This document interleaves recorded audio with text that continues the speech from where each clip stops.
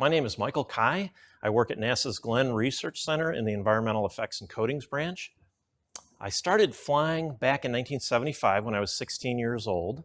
I earned my private pilot rating when I was 21, and now at age 61, I've been flying for 45 years. It's hard to believe.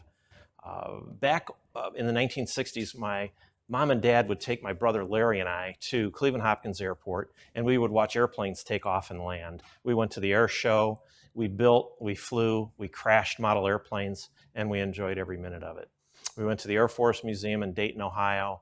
Larry and I would both become private pilots.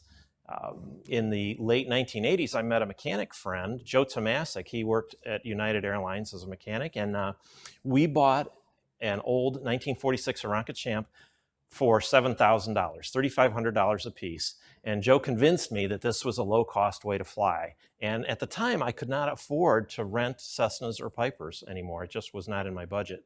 But the old Aranca proved to be just a joy to fly. It was stick, rudder, not a complicated airplane, very simple, and very fundamental flying. So that transitioned into a ride that I got from Frank Pavliga, a good friend of mine, and he and his dad built an open cockpit airplane, a Pete and Paul air camper.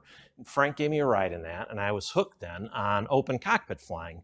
So 4.5 years later, I finished building this airplane that you see behind me. It's a Pete and Paul air camper. It's a 2-seat airplane, and it's powered by a 65 horsepower Continental engine, and it cruises at a leisurely 65 miles an hour. So 65, 70 on a good day, so you're not going anywhere fast.